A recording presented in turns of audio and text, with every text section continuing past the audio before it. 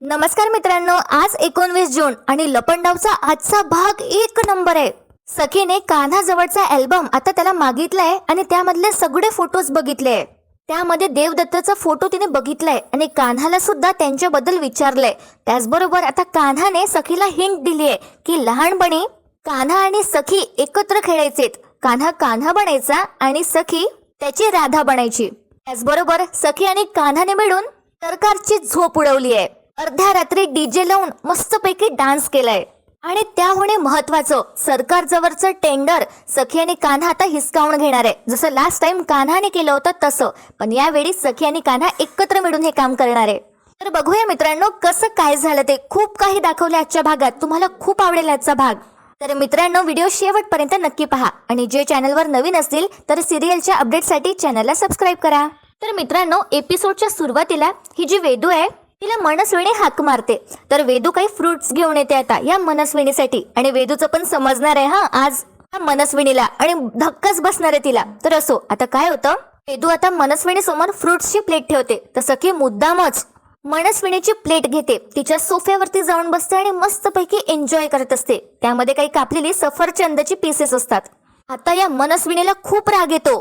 कान्हा मनस्विनीच्या जखमेवर अजून मीठ टाकतो आणि म्हणतो, काय मग बेबी सरकार, कशी वाटली सरकारची फ्रूट प्लेट? त्यावर आता सखी पण म्हणते टेस्टी. आणि त्यानंतर सखी मनस्विनीकडे बघते आणि मुद्दामच म्हणते, ओरबाडून खाल्ल्यामुळे खूपच मज्जा आली. आणि आता बघा मित्रांनो काय होतं, ही मनस्विनी लगेच उठते आणि डायरेक्ट सखीचा गळा पकडते. आता सगळेच घाबरतात. कान्हा पटकन धावत जातो आणि सरकारचा हात ओढू लागतो.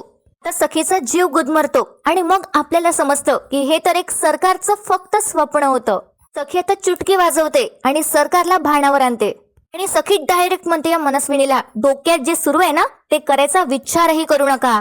तर बघा मित्रांनो, ही मनस्विनी काय करते. मनस्विनी सखीला म्हणते, मला माझा राग बाहेर काढता येतो. आणि आता ही मनस्विनी परशूला हाक मारते. सखी आणि कान्हा समोर मुद्दामच ती परशूला आता त्रास देते आणि जोरात कानाखाली वाजवते परशूच्या. तर आता परशू विचारतो, सरकार का पण? तर आता ही मनस्विनी त्याला म्हणते, प्रश्न विचारायचे नाहीत.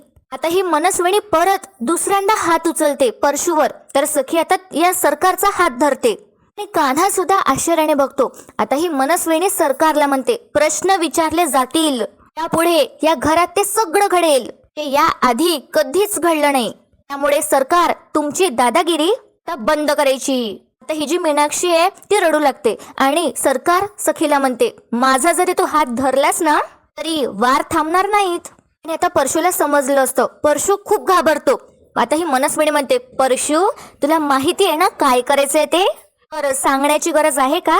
तर बघा मित्रांनो, परशू आता स्वतःच्याच हाताने स्वतःला मारू लागतो आणि मीनाक्षीला आणखीच त्रास होतो. आता सखी म्हणते, काका तू काय करतोयस हे? सखी आता परशूला अडवते आणि ती परशूला म्हणते, अरे काका आता हिला घाबरायची काही गरज नाहीये, काका ती काय करणार आहे आता?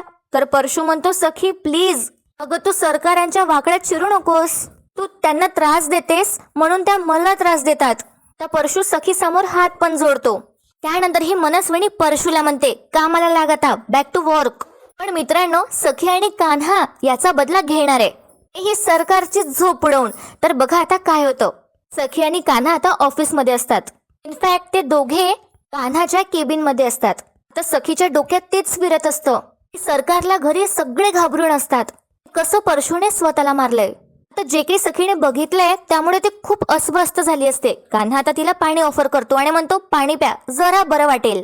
सखी आता पाणी पिते आणि कान्हा म्हणतो, काय होतंय, कसला विचार करताय एवढा? सखी आता कान्हाला सांगते, मी सरकार पाडायला आली आहे खरी, ती सरकार ज्या पद्धतीने मीनाक्षी काकू आणि परशू काकासोबत वागतेय, त्यांना त्रास देतेय, त्यांना घालून पाडून बोलतेय, हे मला नाही सहन होत आहे. आता ती माझ्या डोळ्यांसमोर त्यांचे हाल करतेय, मला ते नाही बघवत आहे. मला काका काकू आपल्या बाजूने यायला हवेत. अरे ते दोघं सरकारच्या धाकाखाली इतके दबल्या गेलेत की आपलं ऐकायला ते तयारच नाहीत. सखी आता फ्रस्ट्रेट झाली असते. कान्हा म्हणतो, शांत व्हा, ऐकतील आपलं ते, पण त्यासाठी आपण थोडा वेळ द्यायला हवा त्यांना. आपण जेव्हा एकत्र मिळून सरकार पाडू तेव्हा सरकारची दहशत हळूहळू कमी होईल. एकदा का तसं झालं तर मग परशू काका, मीनाक्षी काकू यांचं घाबरणं सुद्धा हळूहळू कमीच होईल आणि त्यांची भीती पण कमी होईल. पण हे सगळं हळूहळू होईल, जरा वेळ द्यावा लागेल ना. त्यावर आता सखी म्हणते कान्हाला, खरंच होईल का असं? कान्हा म्हणतो का नाही होणार, फक्त थोडा वेळ द्यावा लागेल, अजून काही नाही. ते हो, या वेळात तुम्हाला खचायचं नाहीये, मला स्ट्रॉंग राहावं लागणार आहे. ही सरकार तुम्हाला इमोशनली डॅमेज करण्याचा प्रयत्न करेल, पण तुम्ही स्ट्रॉंग राहा. आता सखी त्यावर काहीच बोलत नाही. आता कान्हा म्हणतो बहुतेक आता तुमच्या समोर तुमचं मोटिवेशन ठेवावं लागेल. कान्हा आता पटकन त्यांच्या ऑफिस मधल्या पिऊनला आवाज देतो, म्हणजे कॉल करून तो बोलावतो आतमध्ये. आता हा पिऊन काहीतरी देऊन जातो कान्हाला. कान्हाच्या हाती आता एक पिशवी असते. सखी विचारते हे काय आहे. कान्हा म्हणतो तुमचं मोटिवेशन. त्यामध्ये एक फोटो फ्रेम असते. कान्हा ते फोटो फ्रेम बाहेर काढतो. ती फोटो फ्रेम सखीच्या बाबांची असते. कान्हाने त्याला काच वगैरे लावून आणला असतो आणि रेडी केला असतो तो फोटो मस्तपैकी. आता सखी म्हणते या काचला तर तडा गेला होता ना. आता सखी इमोशनल होते तिच्या बाबांचा फोटो बघून. कान्हा आता सखीला म्हणतो मी तर फक्त फ्रेमच्या काचेचा तडा नीट केलाय, पण तुमच्या आयुष्याला गेलेला तडा सुद्धा मी नीट करेल, ठीक करेल सगळं. आणि बघा मित्रांनो, कान्हा काय करतो, त्याच्याच ऑफिसच्या केबिन मध्ये सखीच्या बाबांचा फोटो लावतो भिंतीवर आणि छान ते फोटो फ्रेम तो पुसतो स्वतःच्या रुमालाने सखीसाठी. आता हे बघून सखीच्या डोळ्यातून अश्रू वाहतात. कान्हा आता सखीचा हात धरतो. सखी आता समोर येते आणि फोटो फ्रेम कडे पाहू लागते. त्यानंतर ती कान्हाकडे बघते. कान्हा विचारतो बरं वाटतंय का आता. तर सखी कान्हाकडे बघते आणि म्हणते खरं वाटतंय. मग आता सखी आणि कान्हा असे जवळ येतात. कान्हा आता सखीच्या कमरेवरती हात ठेवतो आणि दोघेही आता जवळ येतात. कान्हा सखीला किस करणार असतो. सखी पण अशी समोर येते आणि मग सखीच्या लक्षात येतं. सखी म्हणते काय करतोयस तू हे. सखी आता मागे सरकते. तर कान्हा म्हणतो सॉरी, मला वाटलं वी हॅड अ मुमेंट, खरं सॉरी. आता सखी म्हणते नाही आय एम सॉरी, कारण आता सखी पण कान्हाच्या जवळ आली असते. आता कान्हा सखीला विचारतो तुम्ही ठीक आहात ना. तर आता सखी आठवू लागते की तिने जो कान्हाच्या घरी फोटो फ्रेम पाहिला होता त्यामध्ये तिने देवदत्ताला ओळखते ती असं तिला वाटलं होतं. सखी आता मनात म्हणते कबीरच्या बाबांना मी याआधी कुठे पाहिलं असेल. मग सखी काही बोलणार विचारणार तितक्यात सखीला एक फोन येतो आणि सखीला आता राजलक्ष्मी माचा फोन आला असतो. सखी आता पटकन फोन स्पीकरवर टाकते. तर मा विचारू लागतात की ज्या कामासाठी तुम्ही तिथे गेले आहात ते काम सुरू झालं की नाही, सरकार पाडायला सुरुवात केली की नाही. आता सखी उत्तर देते आणि म्हणते हो, मान घरातली तरी सरकारची दहशत कमी करायला आम्ही प्रयत्न केलाय. त्यावर आता मा म्हणतात नाही ते तर कराच, पण तिला पर्सनल लेवलवरती मात देऊन चालणार नाही, तिला व्यावसायिक पातळीवर पाडा. पुढे आता मा सखी आणि कान्हाला सांगतात लवकरच टेंडरची स्पर्धा सुरू होणार आहे. आता मा आता सखीला सांगतात मागच्या वेळेस कबीरने कामत इंडस्ट्रीज मध्ये राहून किर्लोस्कर कन्स्ट्रक्शनला टेंडर मिळवून दिलं होतं आणि या वेळेस सखी कामतने किर्लोस्कर कन्स्ट्रक्शन साठी टेंडर कामत कंपनीकडून हिसकून घ्यायचंय. आता सखी म्हणते मला डोंट वरी, या वेळेस टेंडर आपल्याकडे किर्लोस्कर कडून. मग आता सखीला म्हणतात की या वेळेस सखी कामतने किर्लोस्कर कन्स्ट्रक्शन साठी टेंडर कामत एम्पायरच्या हातून हिसकवायचंय. त्यावर आता सखी म्हणते डोंट वरी, यावेळी टेंडर आपल्याकडे किर्लोस्करांकडेच येतील. आता सखी पण कान्हासोबत कान्हाच्या कंपनीत काम करत असते आणि तिला सरकारला उद्ध्वस्त करायचंय, त्यामुळे तिला हे सगळं करावंच लागणार आहे. आणि त्यानंतर सखी फोन कट करते आणि मला प्रश्नच पडतो. मा म्हणतात आपल्या, हे आपलं का म्हणाली. ही पण ना खूप लवकरच नाती जुळवते आणि तसंही हिचा किर्लोस्करांशी काय संबंध. पुढे आता मा स्वतःला म्हणतात तसंही सखीच्या हातून कामत एम्पायरचं नुकसान होणारच आहे, त्यामुळे माझा हेतू साध्य होईल आणि माझ्या आत्म्याला आणि जीवाला शांती मिळेल. मा आता खूप खुश असतात. आणि इथे आता सीन शिफ्ट होतो. कान्हा सखीला म्हणतो किर्लोस्कर कामतांना हरवणार आहे, जे खरं तर तुमच्याच बाबाने सुरू केलेली कंपनी जी सध्या सरकार सांभाळते तिचं नुकसान होणार आहे, म्हणजे इनडिरेक्टली तुमच्याच कंपनीचं नुकसान होणार आहे. हे तुम्हाला चालणार आहे का. त्रास नाही होणार. सखीला त्रास होणारच, पण सखी म्हणते नाही, सध्या सरकार पाळणं जास्त महत्वाचं आहे. एकदा का सरकार पडलं तर मी माझ्या बाबांची कंपनी पुन्हा नव्याने सुरू करू शकते आणि काही अडलंच तर तू आहेस हो ना. कान्हा म्हणतो हो, मी आहेच कायम तुमच्या सोबत, मी या मिशनचा पार्टनर आहे, हे विसरलो नाहीये, तुमच्या आहे ना लक्षात. आता सखी गप्प बसते. कान्हा म्हणतो नाही म्हणजे सरकारने सकाळी आपल्याला मात दिली आहे, त्यावर काहीतरी प्रत्युत्तर द्यायला पाहिजे, त्याचा काही विचार केलाय की नाही. सगळे म्हणते हो केलाय ना, आज पुन्हा सरकारची झोप उडवायची आहे आणि या वेळेस जोडीने. कान्हाला काही समजत नाही. सखी तिचा हात समोर करते आणि म्हणते पार्टनर कान्हा म्हणतो येस पार्टनर, आणि तो सखीच्या हातावर त्याचा हात ठेवतो. आणि बघा मित्रांनो, खूपच मज्जा येणार आहे. सखी आणि कान्हा आता घरी गेले असतात. अर्धी रात्र झाली असते. मनस्विनी गाढगुढ झोपली असते आणि अचानक तिला डीजेचा आवाज येतो. या मनस्विनीची झोप उडते.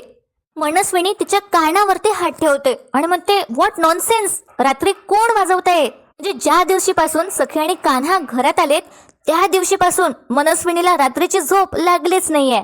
असो, आता काय होतं, आपल्याला दाखवलं जातं की सखी आणि कान्हा मस्तपैकी डान्स करत असतात डीजे लावून. आणि मग परशू आणि मीनाक्षी धावतच येतात आवाज ऐकून.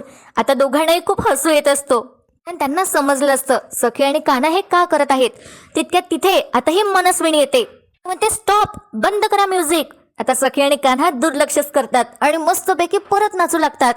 आता बघा मित्रांनो काय होतं, मनस्विनी त्यांच्या जवळ येते सखी आणि कान्हाच्या आणि म्हणते, ऐकू येत नाही का, बंद करा. तर सखी मस्त नाचतच उत्तर देते, सरकार, मला पब मध्ये पाठवण्याची तुम्हाला खूप हौस होती ना, मी पबच इथे घेऊन आले. आणि सखी आणखी जोरात अशी डान्स करू लागते. कान्हा पण म्हणतो, जस्ट चिल सरकार. हे दोघेही मस्त आरडाओरडा करतात आणि नाचू लागतात. आणि बघा मित्रांनो काय होतं, ही मनस्विनी आता वेदूला हाक मारते. आता वेदू येते तिथे आणि ही मनस्विनी वेदूला सांगते, लवकर हे स्पीकर उचल आणि बाहेर फेकून दे. आवाज खूपच लाऊड असतो. आणि बघा मित्रांनो, इतकं भारी सीन आहे ना. ही जी वेदू आहे ती आता स्पीकर उचलते हातात आणि मस्तपैकी कान्हा आणि सखी बरोबर नाचू लागते. ही मनस्विनीकडे बघत परशू आणि मीनाक्षीला आश्चर्यच वाटतं आणि सरकारला धक्का बसतो. आता ही वेदूवर हात उचलणारच असते मनस्विनी. तितक्यात तिथे कान्हा येतो, सरकारचा हात धरतो.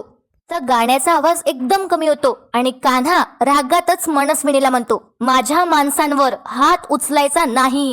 आता ही जी मनस्विनी आहे ती वेदूकडे बघते आणि वेदू स्माइल करते आणि सगळ्यांना आश्चर्याचा धक्का बसतो, सगळ्यात जास्त सखीला. कान्हा आता मनस्विनीचा हात सोडतो आणि कान्हा आता वेदूला म्हणतो, गुड वेदू, छान नाचलीस. है ना वेदू, माणसांना जेव्हा जे करावंसं वाटतं त्याने ते तेव्हा करावं. तुला नाचावंसं वाटलं, तू नाचलीस आणि व्हेरी गुड, चांगलं नाचलीस. आणि आता वेदू मुद्दामच म्हणते, वेल थँक्यू बॉस. तर ती कान्हाला म्हणते या सरकार समोर. आणि मग सगळेजण आश्चर्याने कान्हाकडे बघतात. कान्हा म्हणतो, काय झालं, तुम्ही सगळे असं का बघतायत? नाही म्हणजे तुम्हाला असं वाटतंय का की वेदू चुकून मला बॉस म्हणाली? तर तसं नाहीये. कान्हा आता रिव्हील करतो आणि म्हणतो, मी खरंच वेदूचा बॉस आहे. आणि मनस्विनीला तर झटका लागतो. पुढे आता कान्हा म्हणतो, वेदू माझी खबरी आहे, या घरातला चालता फिरता सीसीटीव्ही कॅमेरा. तर या सरकारला सगळं आठवतं की वेदू कायमच लक्ष देऊन असायची या मनस्विनीवर आणि मनस्विनीचा चेहरा पाहण्यासारखा होतो. आता त्यानंतर आता कान्हा वेदूला म्हणतो, वेल डन वेदू, आणि खूप झालं आता, यांच्या घरची धुनी भांडी करू नको, उद्यापासून बॅक टू बिझनेस. वेदू म्हणते, ओके बॉस. आणि वेदू आता सगळ्यांना गुड बाय म्हणते आणि निघून जाते. मनस्विनी आता रागातच वेदूकडे बघते. कान्हा मस्त खिशात हात टाकून ॲटिट्यूडने उभा असतो. वेदू निघून गेल्यावर ही मनस्विनी कान्हाला म्हणते, काय रे, हे असल्या छोट्या मोठ्या मूव्सने थोड्या वेळापुरता आनंद मिळतो आणि एंटरटेनमेंट होतो, बट गेम नाही जिंकता येत, ट्राय हार्डर नेक्स्ट टाइम. असं म्हणून मनस्विनी एन्जॉय असं पण म्हणते कान्हाला आणि निघून जाते. आता वेदूबद्दल सखीला काहीच माहिती नसतं, आत्ता माहिती झालं असतं. म्हणून आता सखी आश्चर्याने कान्हाकडे बघते आणि त्याला म्हणते, वर्ज ए, मला तुझ्याशी बोलायचंय, असं ती इशारा करते. त्यानंतर सखी त्यांच्या खोलीत जाते आणि मग आता कान्हा परशू आणि मीनाक्षीला अप्रोच करतो आणि म्हणतो, मगाशी मी तुम्हाला थोडं थोडं हसताना बघितलंय. परशू मीनाक्षी एकमेकांकडे पाहतात.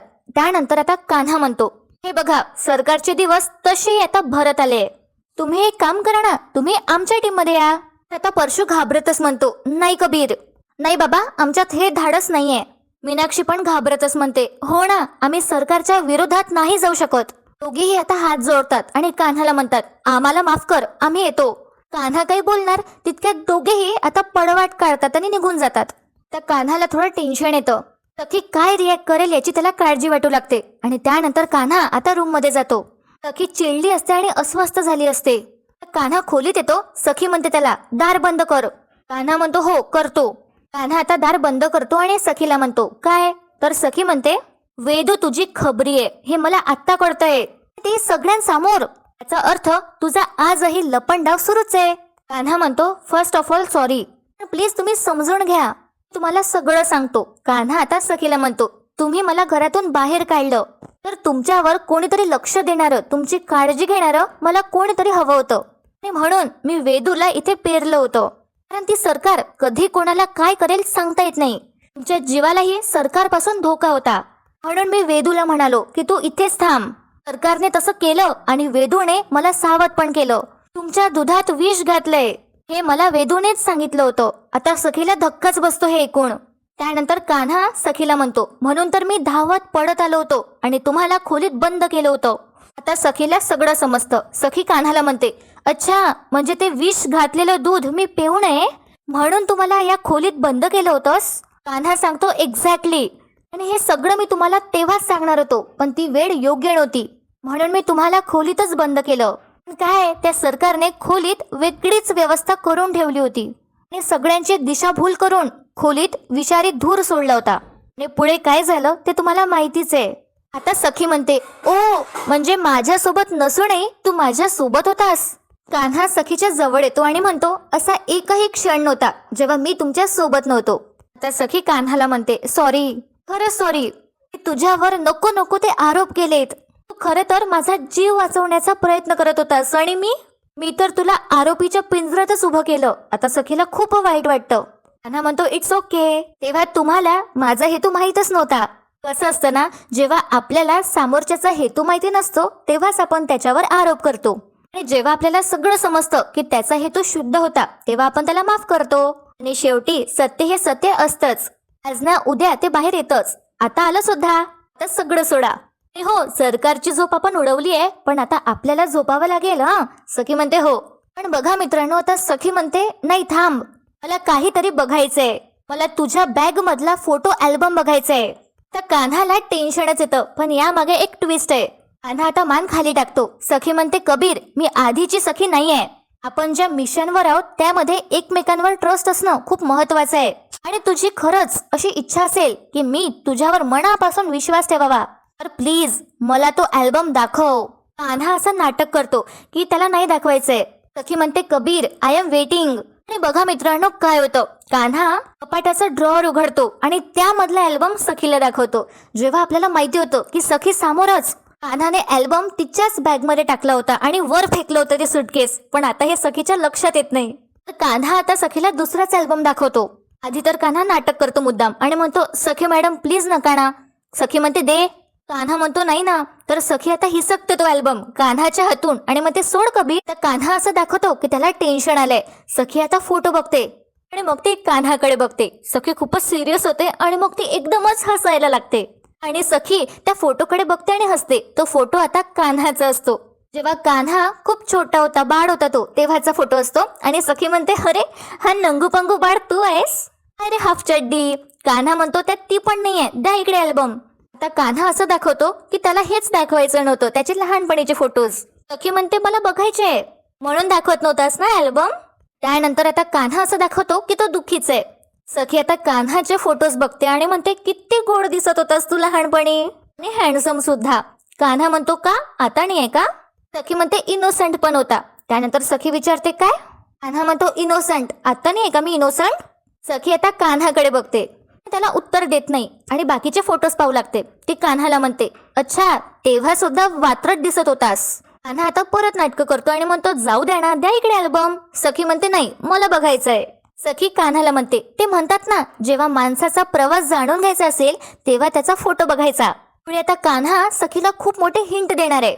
आता मित्रांनो, अपर्णा आणि कान्हाचा फोटो असतो. सखी म्हणते, किती गोड फोटो आहे हा. या फोटोकडे बघून मला माझी आईचीच आठवण आली. सखी इमोशनल होते. कान्हा सखीच्या खांद्यावरती हात ठेवतो. तर सखी म्हणते, इट्स ओके, ठीक आहे मी. त्यानंतर सखी म्हणते, खरंच गोड फोटो आहे. त्यानंतर असतो माचा फोटो. सखी त्या फोटोकडे बघते आणि म्हणते, ओ राजलक्ष्मी किर्लोस्कर. आणि पुढे आता सखी म्हणते, यांना हसता पण येतं का, फक्त या फोटोमध्येच हसतायत. कान्हा आता चिडतोच. सखी म्हणते, सॉरी आणि हसते ती. त्यानंतर असतो कान्हाच्या बाबांचा फोटो. सखी म्हणते, हे तुझे बाबा आहेत ना. कान्हा आता मान डोलावतो आणि हो म्हणतो. सखी म्हणते, माहिती नाही का, पण मला असं वाटतंय मी तुझ्या बाबांना याआधी भेटलीये कुठेतरी. आणि फक्त तुझ्या बाबांना नाही तर हे सगळे फोटोज बघून मला असं वाटतंय की मी तुला, तुझ्या आईला आधी सुद्धा ओळखायचे. मी भेटले असेल का रे. कान्हा आणि सखी लहानपणीचे मित्र असतात, खूप चांगले, आणि यांचे बाबा सुद्धा, हे आपल्याला माहितीच आहे. पण आता कान्हा सखीला म्हणतो असू शकतं. आता सखी आश्चर्याने बघते. कान्हा म्हणतो तुम्हाला भेटल्यावर मला असं वाटतं मी तुम्हाला खूप आधीच भेटलो होतो. मला कन्फर्म वाटतं, हा तुम्हाला कधी वाटत नाही. ठीक आहे, हरकत नाही. आता कान्हा फिरवा फिरवीची उत्तरं देतो आणि म्हणतो मला असं वाटतं ना मागच्या जन्मी कामत आणि किर्लोस्कर चांगले मित्र असतील, फॅमिली फ्रेंड्स, आणि आपण दोघे मिळून छान कुठेतरी पिकनिकला गेलो असू. दोन्ही फॅमिलीज मिळून छान ट्रिप्स केल्या असतील, मज्जा मस्ती एन्जॉय सगळं केलेलं असेल. लहानपणी मी कृष्ण, तुम्ही राधा, असं झालं असेल. मला तर कायम वाटतं, पण तुम्हाला वाटत नाही. आता कान्हा सगळं काय ते खरं खरं सांगतो सखीला, पण ते थोडं कोड्यातच. कान्हा म्हणतो ठीक आहे, हरकत नाही, तेव्हा वेळ येईल का तुम्हाला हे सगळं आठवेल. सखी आता थोडी सिरियस होते, पण मग ती कान्हाला म्हणते चल चल, काही काय असं असतं का कुठे. आपल्या चाळीतला चंदू तो नाही का म्हणतो गाच बच्चन देऊ नकोस, तसाच वाटतोय तू आता मला. मागच्या जन्मातल्या गोष्टी सांगतोयस काहीही. नंतर सखी पुढे बघते तर फोटोज नसतात. सखी म्हणते इतकेच फोटोज होते का. कान्हा म्हणतो हो. आता सखी कान्हाला म्हणते तुला एक विचारू. कान्हा म्हणतो विचारा. सखी विचारते तुझे बाबा कसे गेलेत. त्या कान्हाला त्याचा भयंकर भूतकाळ आठवतो. मनस्विनीने देवदत्तला मारलं होतं, कान्हाच्या बाबांना, पोटात चाकू खुपसून, तेही कान्हासमोर. पण आता कान्हा थोडा बाजूला येतो. ते म्हणतो काही आठवणी सांगण्यासारख्या नसतात, आणि तसे तुमच्या दृष्टीने आपण नवरा बायको नाहीच आहोत, आणि जेव्हा तुम्ही मला तुमचा नवरा मानाल तेव्हा मी ह्या सगळ्या गोष्टी अगदी खऱ्या खऱ्या सांगेल. तर सखी पण म्हणते ठीक आहे, आय नीड अ ब्रेक, आलेच मी, असं म्हणत सखी आता खोलीच्या बाहेर जाते. कान्हाला अल्बम परत करते. बघा मित्रांनो, सखी गेल्यावर कान्हा आता वरच्या सुटकेसमध्ये बघतो ज्यामध्ये दुसरा अल्बम असतो. जे कान्हाला आयडिया आली होती की सखी कधी पण तो अल्बम मागू शकते, म्हणून कान्हाने आधीच दुसरा अल्बम खाली ठेवला होता सखीला दाखवण्यासाठी. आणि मित्रांनो, आजचा भाग इथे संपतो, पण उद्याच्या भागात आपण पाहणार आहोत मनस्विनी आणि सखी आणि कान्हा एकमेकांसमोर असतात आणि ते एकमेकांना चॅलेंज करतात टेंडर जिंकण्याचं. टेंडर कोण जिंकेल आपल्याला कळेलच. पण आजचा भाग तुम्हाला कसा वाटला कमेंट करून नक्की कळवा. मला तर खूप आवडला आजचा भाग. आपल्या व्हिडिओला लाईक करा, चॅनलला सबस्क्राईब करा, आणि व्हिडिओ शेवटपर्यंत पाहण्यासाठी खूप खूप धन्यवाद.